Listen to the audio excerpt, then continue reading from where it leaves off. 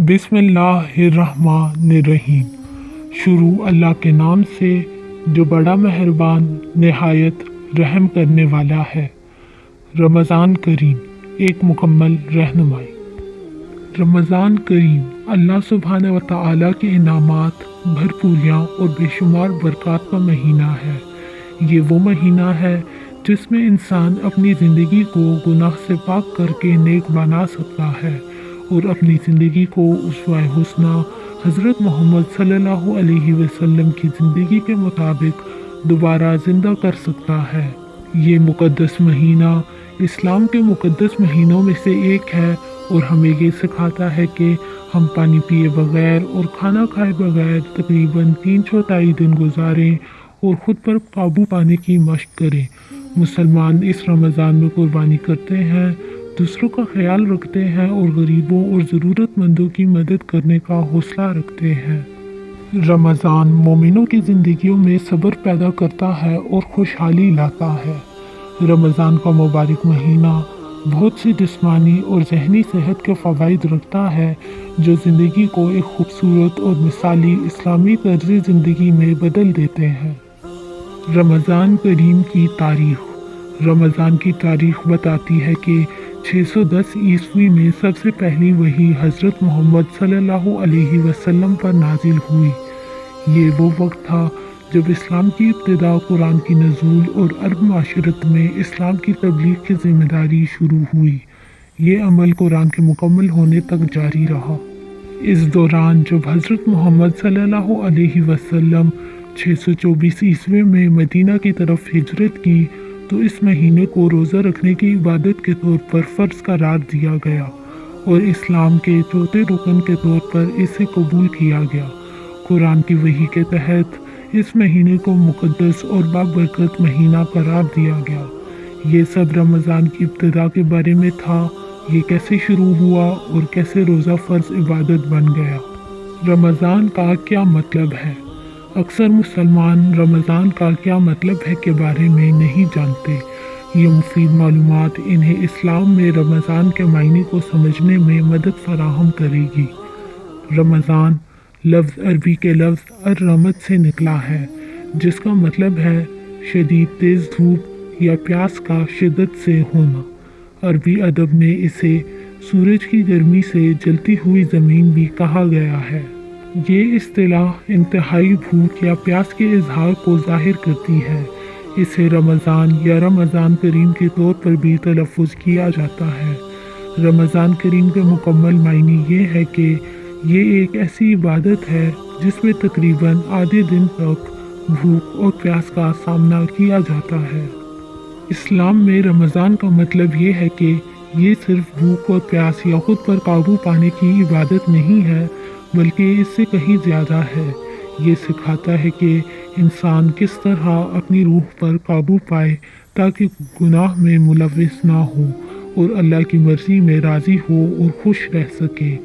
اس میں یہ سبق بھی شامل ہے کہ انسان اللہ اور حضرت محمد صلی اللہ علیہ وسلم سے گہرا تعلق قائم کرے اور اسلامی طرز زندگی کو اپناتے ہوئے اپنی زندگی گزارے۔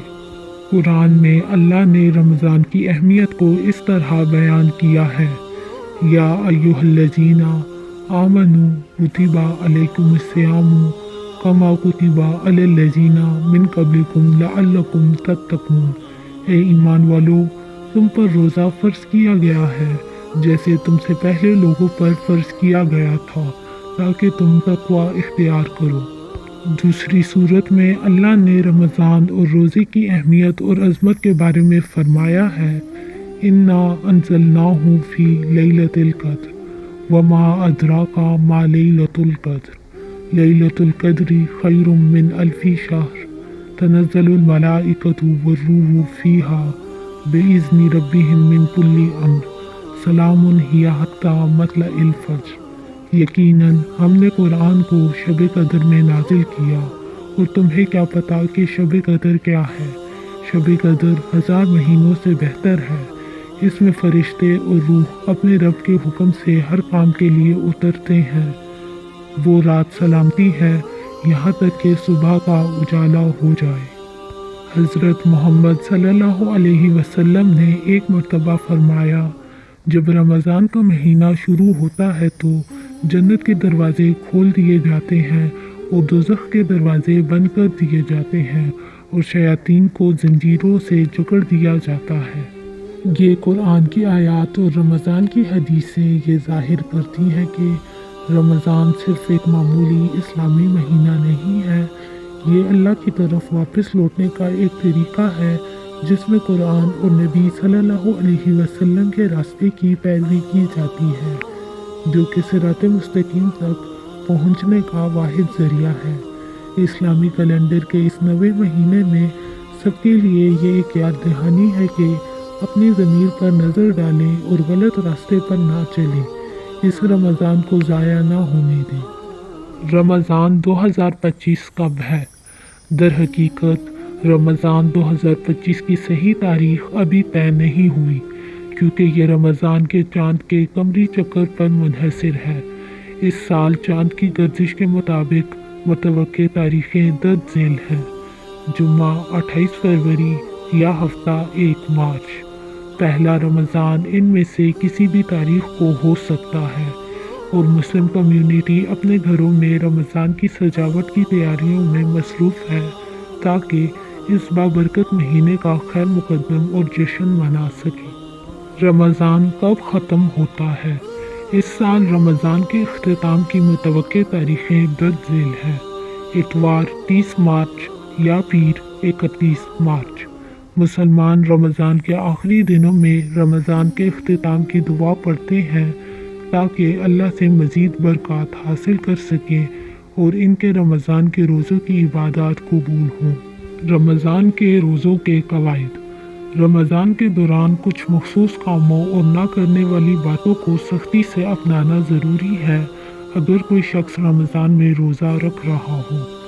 سنت اور اسلامی شریعت نے قرآن کی تعلیمات کے مطابق رمضان کے روزوں کے قواعد ذکر کیے ہیں۔ مسلمانوں کو ان ہدایات کی پیروی کرنی چاہیے۔ اگر وہ ان ہدایات کو نظر انداز کرتے ہیں تو ان کا روزہ اللہ کے حضور قابل قبول نہیں ہوگا۔ حضرت محمد صلی اللہ علیہ وسلم نے حدیث میں فرمایا، جو شخص روزہ رکھتے ہوئے جھوٹ بولنا اور جھوٹ پر عمل کرنا نہیں چھوڑتا تو اس کو اللہ کے لیے کھانا پینا چھوڑنے کی کوئی ضرورت نہیں ہے۔ رمضان کے دوران کرنے والے کام۔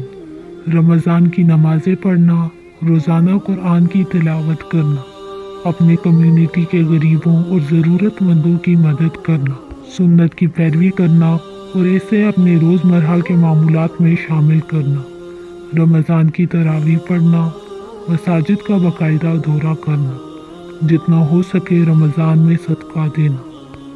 رمضان کے دوران نہ کرنے والے کام جو نہیں کرنے چاہیے۔ 5 فرض نمازوں کو بغیر کسی حقیقی وجہ کے چھوڑنا نہیں چاہیے۔ برے کاموں میں وقت ضائع نہ کریں، دوسروں کو تکلیف نہ پہنچائیں اور ان کے ساتھ بدتمیزی نہ کریں۔ تمباکو نوشی یا نشہ آور اشیاء کا استعمال نہ کریں۔ موسیقی نہ سنیں کیونکہ یہ حرام اعمال ہے۔ جھوٹ نہ بولیں اور نہ ہی گالی گلوچ کریں۔ دوسروں کا مذاق اڑانے سے بچیں۔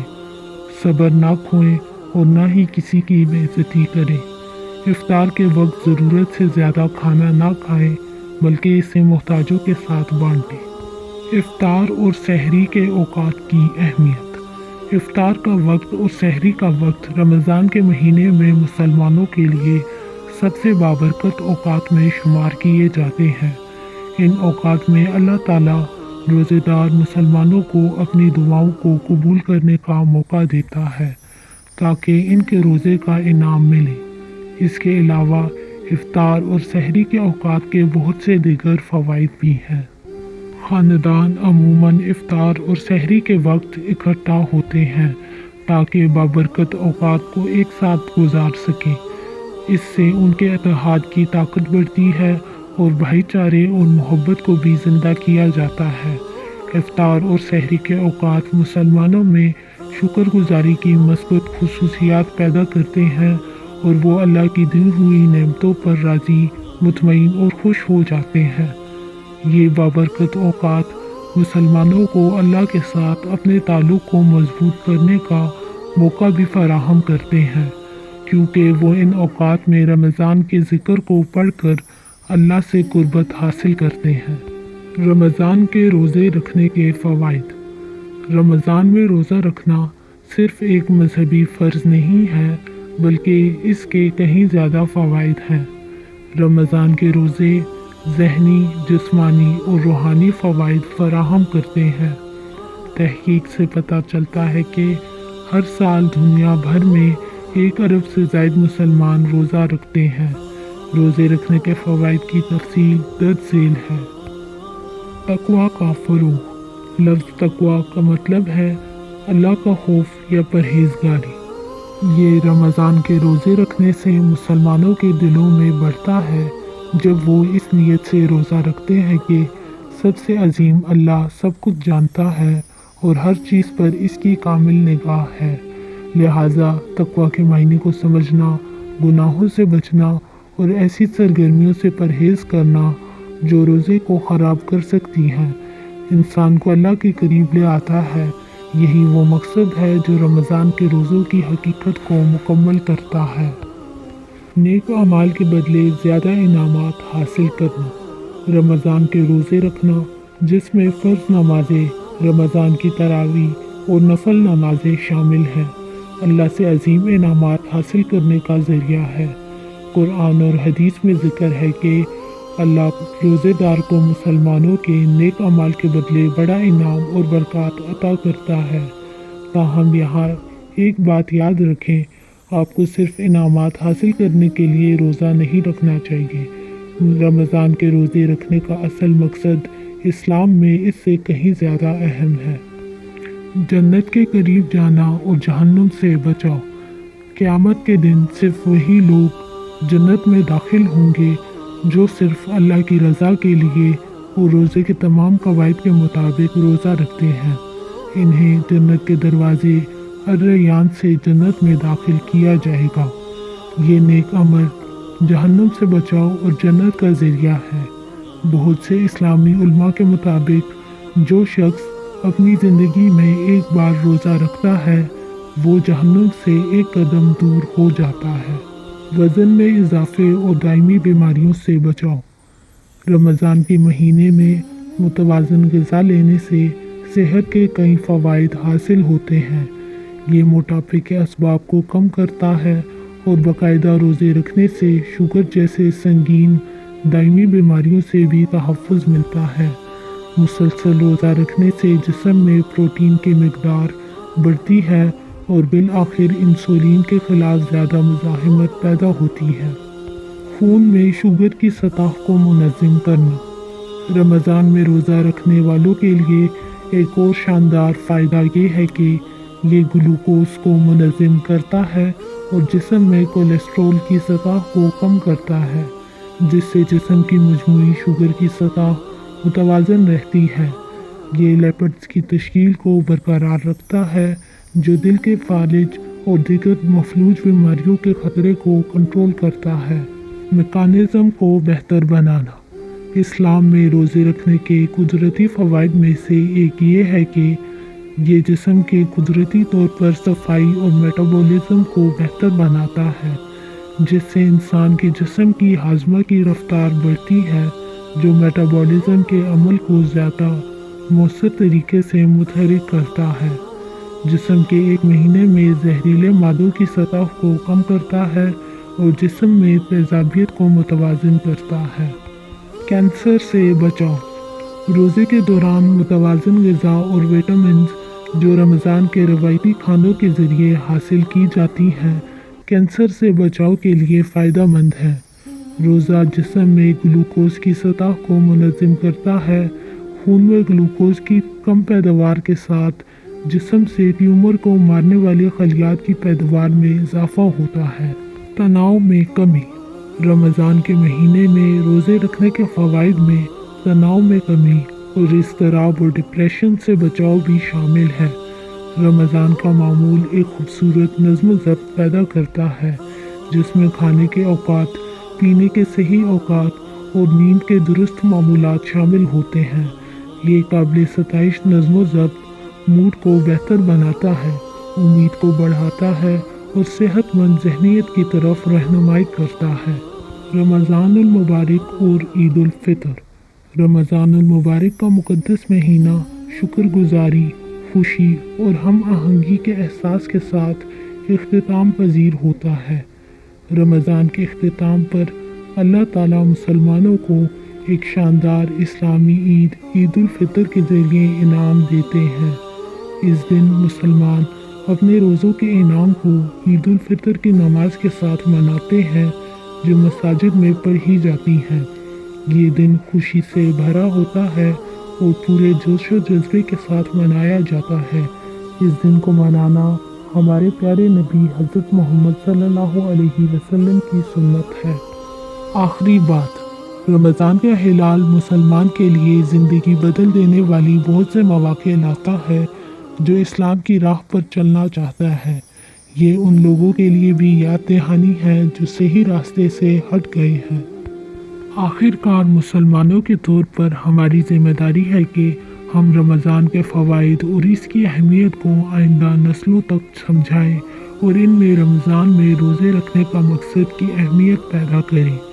ہمیں رمضان کے دوران گناہ سے بچنا چاہیے اور یہ عمل اپنی زندگی بھر جاری رکھنا چاہیے اگر ہم سچے مسلمان بننا چاہتے ہیں۔